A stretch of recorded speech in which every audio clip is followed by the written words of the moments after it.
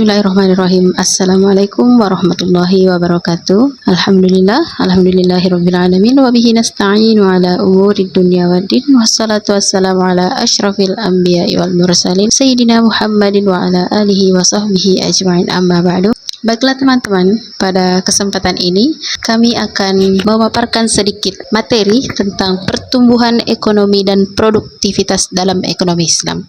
Sebelum kita lanjut ke pembahasan materi inti, izinkan kami untuk memperkenalkan diri. Baiklah, kami atas nama Arni Nasirah dengan NIM 2320203874236012 dan Izzatul Musyarrafah Taufik dengan NIM 2320203874236001. Baiklah, untuk pembahasan pertama yaitu kita memasuki pengertian pertumbuhan ekonomi. Pertumbuhan ekonomi merupakan upaya peningkatan kapasitas produksi untuk mencapai penambahan output yang diukur menggunakan produk domestik bruto (PDB) maupun produk domestik regional bruto (PDRB) dalam suatu wilayah. Pertumbuhan ekonomi, economic growth, didefinisikan sebagai peningkatan dalam kapasitas suatu bangsa jangka panjang untuk memproduksi aneka barang dan jasa bagi rakyatnya. Kapasitas itu bertumpu pada kemajuan teknologi produksi. Secara konvensional, pertumbuhan diukur dengan kenaikan pendapatan nasional (PNP, JNP) per kapita. Pertumbuhan ekonomi adalah proses kenaikan output per kapita dalam jangka panjang. Tekanannya pada tiga aspek, yaitu proses output per kapita dalam jangka panjang. Pertumbuhan ekonomi adalah suatu proses, bukan suatu gambaran ekonomi pada suatu saat. Di sini kita melihat aspek dinamis dari suatu perekonomian, yaitu bagaimana suatu perekonomian berkembang atau berubah dari waktu ke waktu. Tekanannya ada pada perubahan atau perkembangan itu sendiri. Menurut Sukirno, pertumbuhan ekonomi berarti perkembangan kegiatan dalam perekonomian yang menyebabkan barang dan jasa yang diproduksi dalam masyarakat bertambah dan kemakmuran masyarakat meningkat. Masalah pertumbuhan ekonomi dapat dipandang sebagai masalah makroekonomi dalam jangka panjang dari satu periode ke periode lainnya. Sedangkan menurut Lincoln Arshad, pertumbuhan ekonomi diartikan sebagai kenaikan gross domestic product GDP, Gross National Product, atau GNP, tanpa memandang apakah kenaikan itu lebih besar atau lebih kecil dari tingkat pertumbuhan penduduk atau apakah perubahan struktur ekonomi terjadi atau tidak. Sedangkan menurut Ali Ibrahim Hashim, pertumbuhan ekonomi dapat diartikan sebagai proses perubahan kondisi perekonomian suatu negara secara berkesinambungan menuju keadaan yang lebih baik selama periode tertentu. Ada tiga komponen dasar yang diperlukan dalam pertumbuhan ekonomi suatu bangsa, yaitu yang pertama, meningkatnya secara terus-menerus persediaan barang. Kemudian yang kedua, teknologi maju sebagai faktor utama yang menentukan derajat pertumbuhan dalam menyediakan aneka ragam barang kepada penduduknya. Kemudian yang ketiga, penggunaan teknologi secara luas dan efisien memerlukan penyesuaian di bidang kelembagaan dan ideologi sehingga inovasi yang dihasilkan oleh iptek umat manusia dapat dimanfaatkan secara tepat. Materi selanjutnya yaitu tujuan dari pembangunan ekonomi untuk mencapai suatu kesejahteraan pendapatan per kapita, yaitu yang pertama, meningkatkan kualitas ekonomi masyarakat pada pemerataan pendapatan. Yang kedua, meningkatkan kesempatan kerja untuk menambah bidang-bidang kerja yang dapat membuat banyak tenaga kerja. Yang ketiga, memperbaiki kualitas pendidikan dalam meningkatkan kualitas sumber daya manusia. Yang keempat, meningkatkan pemahaman masyarakat untuk budaya nilai-nilai leluhur termasuk nilai sosial, agama, dan kultur, agar tidak dapat mudah dipengaruhi dengan budaya lain yang tidak sesuai pada norma yang berlaku terhadap suatu negara. Yang terakhir, dapat menghindari suatu inflasi. Baiklah teman-teman, untuk materi selanjutnya kita memasuki pembahasan konsep dan unsur-unsur pembangunan ekonomi. Itu yang pertama, konsep dasar pembangunan ekonomi. Konsep dasar pembangunan ekonomi didasarkan pada sebuah pertumbuhan, growth, dan pembangunan atau development memiliki pengertian yang berbeda. Hal ini sudah didasari oleh negara berkembang sejak era tahun 1960-an. Pembangunan ekonomi memiliki cakupan yang lebih luas dan menyeluruh, tidak hanya sekedar pertumbuhan ekonomi, di mana pertumbuhan ekonomi biasanya ditunjukkan oleh produksi nasional secara keseluruhan, baik barang maupun jasa. Mirdal Kuncoro pada tahun 1997 memberikan definisi pembangunan yang merupakan pergerakan ke atas dari seluruh sistem sosial. Dari pengertian tersebut, kita dapat menarik kesimpulan bahwa pembangunan bukan hanya melibatkan aspek ekonomi, namun aspek-aspek lain dari seluruh sistem sosial. Fokus perhatian pembangunan ekonomi melibatkan seluruh aspek yang terkait dan menjadi bahan analisis para ahli ekonomi. Ilmu ekonomi pembangunan membahas berbagai pandangan dan pendapat ahli ekonomi mengenai berbagai unsur yang saling mempengaruhi terkait dengan pembangunan yang berlangsung di negara berkembang, termasuk berbagai permasalahan yang dihadapi. Pola analisis yang seragam seperti yang ditemui dalam analisis makroekonomi belum dapat kita jumpai pada analisis ekonomi pembangunan. Kondisi tersebut dikarenakan ekonomi pembangunan memiliki cakupan bahasan yang lebih luas dibandingkan cabang ilmu ekonomi lainnya. Kemudian, adapun aspek-aspek yang menjadi bahan analisa yang dilakukan oleh Arsyad pada tahun 1999 tentang ekonomi pembangunan, diantaranya itu yang pertama, permasalahan ekonomi dan pertumbuhannya, kemudian yang kedua, permasalahan pembentukan modal, kemudian yang ketiga, permasalahan pengerahan tabungan, kemudian yang keempat, permasalahan bantuan luar negeri. Dari semua aspek yang disebutkan di atas, belum ditemukan titik temu dari para ekonomi mengenai aspek yang memiliki peran paling dominan dalam pembangunan ekonomi dan mekanisme yang terjadi dalam proses pembangunan ekonomi tersebut. Hal ini disebabkan tidak adanya teori-teori pembangunan yang dapat menciptakan suatu kerangka dasar yang berlaku umum dalam memberikan gambaran mengenai proses pembangunan ekonomi. Ekonomi pembangunan dapat dibagi menjadi dua kelompok bahasan, yaitu yang pertama, kelompok pertama bersifat deskriptif dan analitis yang bertujuan untuk memberikan gambaran tentang berbagai sifat perekonomian dan masyarakat di negara sedang berkembang, serta implikasi sifat-sifatnya guna menyiapkan program untuk membangun ekonomi di kawasan tersebut. Kemudian yang kedua, kelompok kedua bersifat memberikan berbagai pilihan kebijakan pembangunan yang dapat dilaksanakan dalam upaya mempercepat proses pembangunan ekonomi di negara yang sedang berkembang. Kemudian, di dalam ekonomi pembangunan terdapat tiga hal yang paling penting, yaitu yang pertama, perubahan secara terus-menerus merupakan suatu hal yang lumrah dan harus terjadi dalam suatu proses pembangunan ekonomi.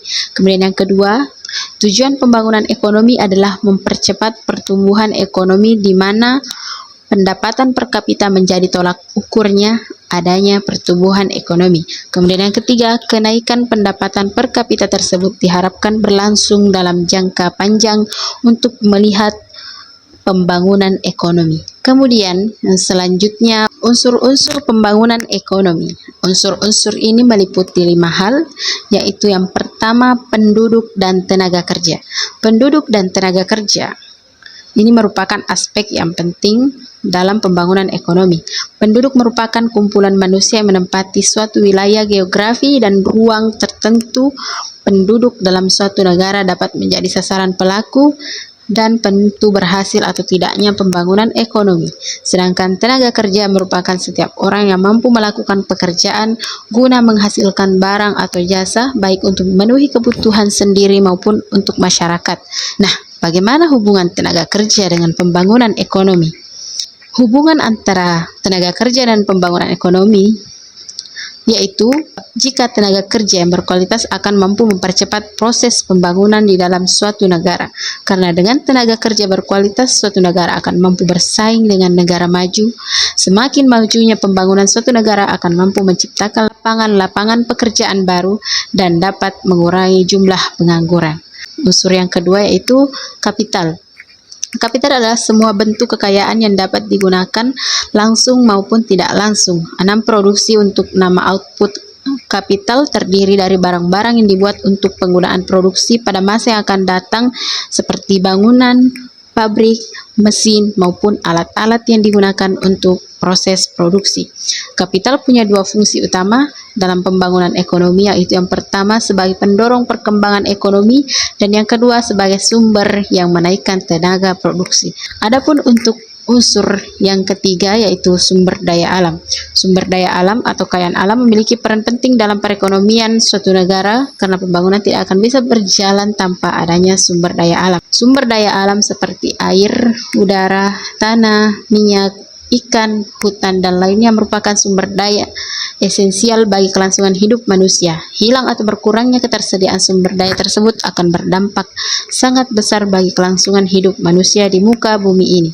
Pengelolaan sumber daya alam yang baik akan meningkatkan jutaan umat manusia, dan begitu juga sebaliknya pengelolaan sumber daya alam yang tidak baik akan berdampak buruk juga bagi kelangsungan hidup manusia. Kemudian unsur yang keempat yaitu teknologi. Perkembangan ekonomi yang terus-menerus atau lambat tidak hanya dipengaruhi oleh ketersediaan alat-alat atau sumur-sumur produksi dan tabungan yang ada. Lambat atau meningkatnya perkembangan ekonomi di samping dipengaruhi sumber produksi dan tabungan yang tersedia juga dipengaruhi oleh bermacam teknologi yang digunakan. Kemudian unsur terakhir yaitu wira swasta. Ada beberapa tipe wira swasta atau wirausaha, yaitu yang pertama innovating entrepreneur, yang kedua initiative entrepreneur, dan yang ketiga Fabian entrepreneur. Kemudian yang keempat yaitu drone entrepreneur. Baiklah, kita akan membahas satu-satu tentang wira swasta atau kewirausahaan ini. Baiklah, kita bahas yang pertama yaitu innovating entrepreneur, di mana dalam wira swasta ini adalah orang-orang yang bersifat agresif dalam suatu percobaan.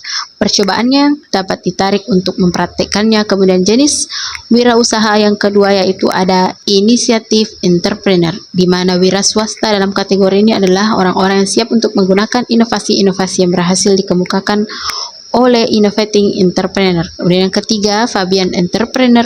Dalam kategori ini orang-orang yang sifatnya penuh hati-hati dan ragu-ragu yang nantinya akan meniru jika inovasi itu jelas menunjukkan sesuatu yang menguntungkan. Sedangkan yang terakhir yaitu drone entrepreneur, di mana wira swasta dalam kategori ini adalah orang yang sifatnya menolak untuk menggunakan kesempatan dalam mengubah produksi meskipun dengan biaya yang relatif rendah dibandingkan dengan produsen-produsen lainnya. Baiklah teman-teman, materi terakhir yang akan kami jelaskan yaitu tentang teori pertumbuhan ekonomi. Teori pertama ialah teori klasik.